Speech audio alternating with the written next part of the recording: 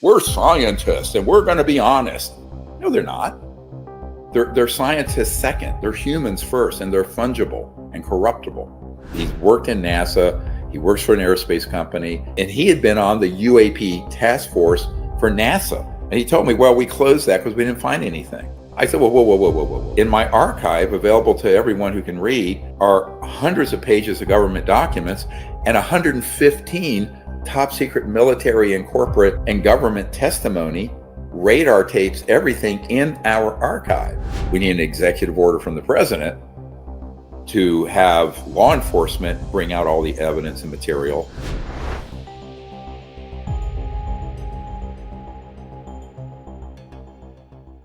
So the so-called disclosure bill, the Schumer amendment that is being reintroduced and is likely to pass, it calls for the creation of a, quote, controlled disclosure campaign plan, which is just unbelievable to me that they would call it that, but it calls for the creation of a 9-person review board. And so it's like, so, these 9 people, and it's like a historian, a physicist, a biologist, and there's a bunch of positions that have to be filled. Will get to determine what is going to be published in whatever they're going to call disclosure. So, what are your sort of expectations for this commission? Well, I think that what is the saying in the data world, garbage in, garbage out? You're not going to get anything out of a commission like that if it's populated with people who are actually clandestinely on the payroll of these covert and illegal programs. That is what has happened in every single commission since the Robertson panel of 1953 or 54. So I think the concern there is when you're not wanting something to really get exposed, you create a commission and that's where you send it to die. Everyone in Washington knows that. I mean, that's what happened with the 9/11 Commission, the JFK Assassination Committee, on and on and on. You create those bureaucracies, populate them with people who are going to cherry pick the information, come out with an already predetermined conclusion. They are never honest and they are never transparent. So I am extremely skeptical of that. I know people go, wow, you're kind of cynical. I said, no, I actually know inside and out the history of this, that going back 70 years. So when the Robertson panel, we have in our archive a CIA document that talks about the Robertson panel, and they had embedded a very renowned astronomer at Harvard, Dr. Donald Menzel, Menzel, look him up, to be on the panel to kill any conclusions counter to the cover-up conclusions, which is what they did. Surprise! Let's fast forward about 15 years to 1969 with the Condon Committee. Professor Condon was a professor at the University of Colorado Boulder, and we have documents that now prove from the CIA officially released to us after I briefed the CIA director in 93 that state that Professor Condon was on the payroll of the CIA and was there to be sure the Condon Committee, that was this academic, we're scientists and we're going to be honest. No, they're not. They're scientists second. They're humans first, and they're fungible and corruptible. That's what happened with the Condon Committee. Their conclusion, close down Project Blue Book because there's nothing there to see. That's 1969. Look it up. I just give you a quick synopsis. That's a fact. I only deal with facts I can prove in a court or in a scientific setting. Now, you had the hearings from Gerald Ford after the imbroglio about the swamp gas in Michigan. Remember all that? That was also stacked. That hearing, and I think it was House Oversight, and Gerald Ford, who later became President Ford after Nixon resigned, really wanted to get to the bottom of it, but they stacked the people appearing before this congressman who knew nothing about the subject. This is the problem. And gaslit him. And again, it was, oh, well, there's nothing there. Look, this nonsense has been going on for 70 years. It's not going to happen that way. Now, part of the bill that got shot down in 2023, December, from the Senate, that did not come from Mr. Schumer. It came from the Senate Intelligence Committee unanimously, because I had been working with them, and it had a provision for safe harbor or amnesty for these whistleblowers. That was taken out, as was the panel part. But what we need to look at is in the new, because I was at Senate Intelligence folks, I think in October, and I said, well, is that amnesty or safe harbor legal protection going to be put back in? And they said, yes, we're working on that. So what I want to see is what actually makes it out of the Senate to the House, and if it can survive the reconciliation process, because last time it didn't. There were people in the House that killed it. It came out of the Senate overwhelmingly. It came out of the Senate Intelligence Committee unanimously. Unusual. So the question now is, because I'm on the inside of that. So the question is whether or not we're going to have a clean witness protection, amnesty, safe harbor in there. But the idea of some panel, the problem, the last iteration of it had the president appointing these people and then the Senate or somebody confirming that they'd be on the panel. Well, the politics of that are such that if there were 9 people, I'd be stunned if there was one who was actually, first, knew anything about the issue, and secondly, wasn't corrupted already through some kind of corporate or intelligence agency connection. So this is why I think that is not the way to do it. The way to do it is what we've been saying. We need an executive order from the president to have law enforcement bring out all the evidence and material. We need protections from an executive order, and you need an open hearing in the Congress, not in a SCIF, where there's subpoena power, but also a properly funded investigation, which does not exist yet in the House or the Senate, to have professional people drill down on the 760 some whistleblowers and all the other evidence we and others people have, and get to the bottom of it, and then have witnesses, testimonies provided through subpoena, because some of the most important people who need to appear aren't going to do it voluntarily. They're going to have to be compelled to provide testimony. Now, to be honest with you, I'm saying the same thing to senior law enforcement. I can't say who or where or what because it's sensitive. And in fact, I'm having meetings coming up soon with the very senior folks about that.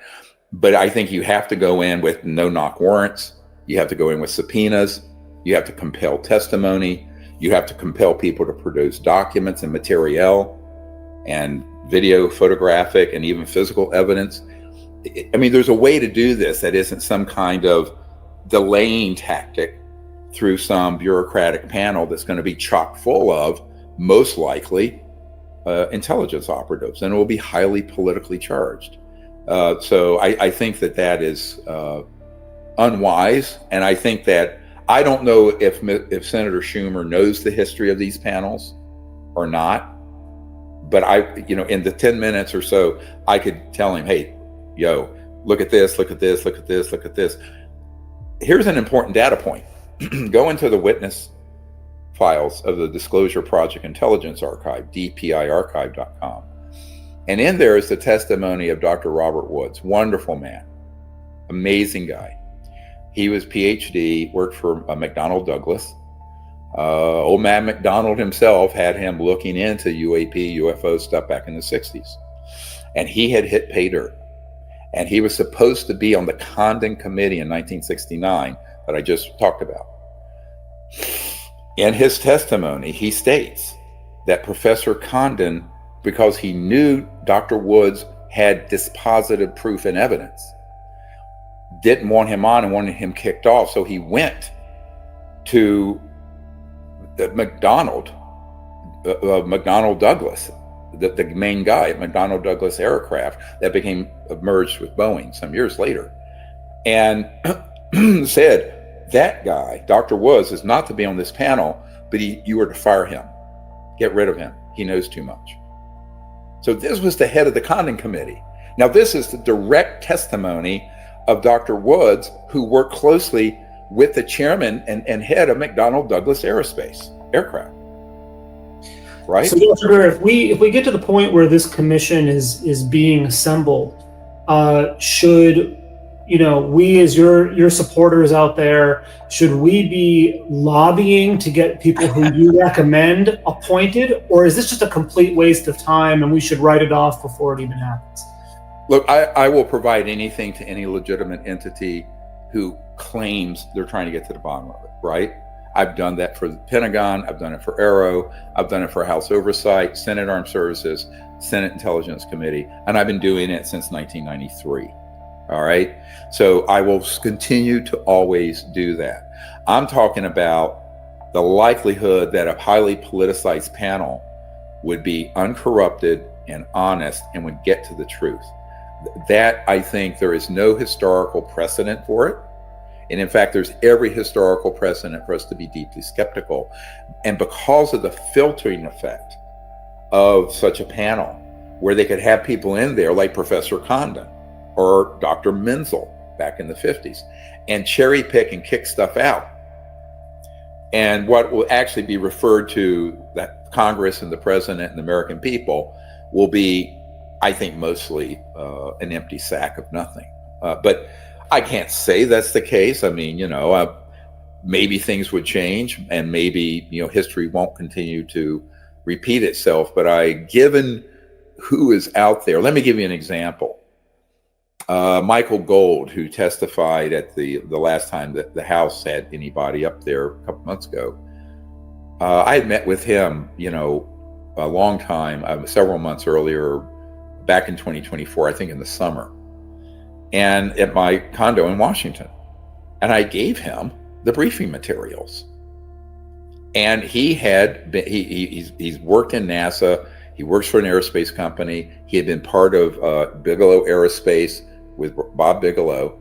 And I told him, I said, and he had been on the UAP task force for NASA. And he told me, well, we closed that because we didn't find anything. I said, whoa. In my archive, available to everyone who can read, are hundreds of pages of government documents and 115 top secret military and corporate and government testimony, radar tapes, everything in our archive. How could you be on that committee, the task force, UAP task force for NASA? No, that was clearly a whitewash and a window dressing. And look, I'm going to call this stuff out. I don't care about, I'm not running for the mayor of Crazy Town ufology. I'm not looking for a political or government position. I don't care about fame or money. I don't care about any of it. I care about the truth and fixing this problem, right? So, but when that happens, and then you see the House Oversight Committee inviting people to give testimony who are either known disinformation people like Luis Elizondo, or someone like Michael Gold, who purports to know nothing, when we provided on a silver platter everything he would need to know. There's something not right here. There's something stinks in Denmark, bro. And I just am saying no. And this is my job, I feel, is, even though it's not politic and it doesn't win me brownie points in the popularity contest, I don't care about that. I mean, I care about the truth coming out honestly in a way that gives us a new civilization, universal peace here in space and on Earth, that we begin to contact officially as a people, the ETs, and stop killing them and shooting them down, and that the energy technologies come out like we outlined in the Lost Century, which, by the way, now everyone can see on Tubi for free, and get that information and technology out that can transform the world in poverty and fix the biosphere indefinitely through these free energy, 0-point type technologies. Now, I've said, of course, many times, the things that fly that are man-made UFOs, those really are easily converted to a weapon delivery system, and those have to be held back for some time until the geopolitical situation indicates we're halfway civilized as a people, and we ain't there yet. If you doubt it, go look at what's going on in the meat grinder in Ukraine, Russia, the Middle East, Hamas, Israel, on and on all over the world. I mean, this is humanity, because we've been held back for 100 years from our evolution. Because remember, if these technologies had come out 100 years ago, that's why we call it the lost century, we would have had no need to be invading other people's land for rare earth minerals or oil or anything else, because you would have had a totally different economy and technology. And we could have had an abundant, peaceful, and a just civilization where there could have been global peace, where we reach what Michikaku calls a level 1 civilization. And that could have happened before I was born in 1955. I mean, in June, I turned 70. So you think most of my life, we could have lived in a very different world. And when we do, then we could have peace, because when there's justice and when there's elimination of the have and have not conundrum and the Malthusian crisis that goes with it, then there's a chance you can establish peace on the planet. And in that peace, you can have this transformed situation where then everyone could have a vehicle that floats and goes. You don't need surface roads anymore. But that's going to be a while, because the world is an armed camp of everyone at each other's throats in this tribal war between different identity groups around the world, whether it be religious, political, racial, gender, whatever it is. It's this endless conflict. Until that gets resolved, excuse me, part of the resolution that is the whole reason our motto is one universe, one people, is that if we recognize that our consciousness and our higher conscious being is a singularity of the mind, and then we realize that not only are all of us one, but on that deep level, go beyond the skin deep and the intellect and the divisions, but also the ETs, these non-human life forms, are also conscious and sentient. And that is the foundation. That is the universal meeting place, is that non-local, unbounded aspect of consciousness, which is, the heart and soul of what we're doing. But certainly humanity isn't there yet. It's also armed camp. So some of these technologies are going to have to be held back for some years until that gets resolved. But we can certainly have things that would be sitting on this table here, running this house with free energy and no pollution, or in the hood of your car. You're like Floyd Sweet had, remember that part where Sparky, Floyd Sweet, had something a little bit bigger than a cigarette pack that would provide enough energy to drive a 300 horsepower motor. This was 40 years ago in the 80s. So, and that car would never have to be plugged in like the modern battery cars, which are really just souped up golf carts that plug into the fossil fuel power grid. Let's face it. I mean, they're really, they look cool. They're fun to drive and they're quiet, but it's not a solution, because their energy that's charging those lithium ion batteries is coming from coal, gas, all kinds of nuclear, except for maybe 12% that's renewable. And most of that's hydroelectric on dams that we're never going to build something like that again, because they did so much environmental damage to create the huge dams. So, the real solution is this technology, energy part of it. But with that changes, then, the big oligarch totalitarian stakeholders go, oops, there went $800 trillion of our assets, right? That's right. Big problem. Yeah. Well, we've got some time for questions from That'd be great. Let's do that. Internet. So first one I've got here is, do you know if Travis Walton's infamous abduction experience, which was dramatized in a movie called Fire in the Sky, which gave me nightmares for years after took me to see it at a drive-in when I was like 3.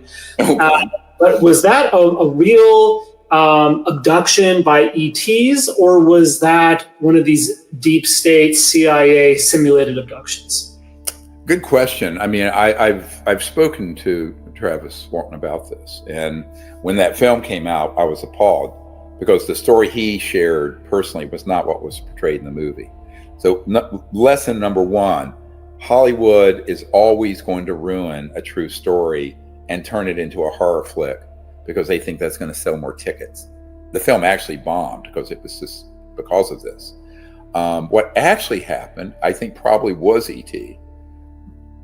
He and a buddy or a couple of buddies came across this object up in New Mexico in the forest. I think near Snowflake.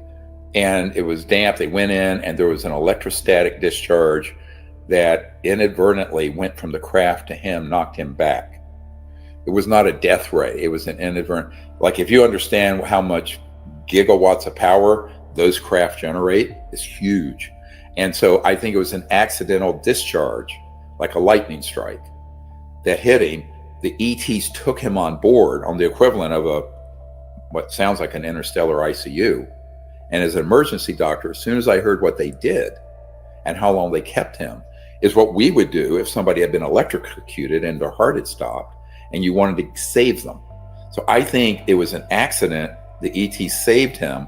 And after he was stabilized, they returned him back near where he came from. Now, when he was on the ship, what he told me was that initially when he came to, he was freaked out and was trying to attack the ETs, not the other way around. The movie showed the ETs drilling into his eyes. None of that happened. That was all Tracy Torme. I confronted him in Crestone, Colorado in, I think, 93 about this. And I said, wait, that's not what this story is. I know Travis Hall. But then later, the ETs let him sit they went to a larger ship and he was on it. And they let him sit in like the pilot's chair and sort of navigate with touching and thinking to have the craft go places. It was a beautiful story of them sort of like being very gentle with him once he calmed down, and then it was returned. Now that's the story he told me from the horse's mouth. Now what ends up getting embellished and told into Hollywood stories, this is why I'm so skeptical about these things that come out through the UFO subculture, conferences, movies, books, because I do the original research with the people who were actually there, right? So I don't Google this stuff but I have never seen a case that is actually ever honestly portrayed by the Hollywood and the media once they get their grubby little hands on it, because usually there's an agenda to spin it in some direction, and they're often paid to do it. Now, what Tracy Torme told me was that he was told by the studio that he needed to make it scarier and more like a horror science fiction film to make it pop financially. Instead, because it actually didn't ring true and it was so scary, it bombed. I think something that could have been a true to life Close Encounters of the Third Kind, like the Spielberg movie in the 70s, late 70s, it could have been a huge hit. But, you send something to Hollywood to destroy it. I mean, I hate to say it. If you enjoyed this video, make sure to check out the next one right here on the Best of Dr. Stephen Greer.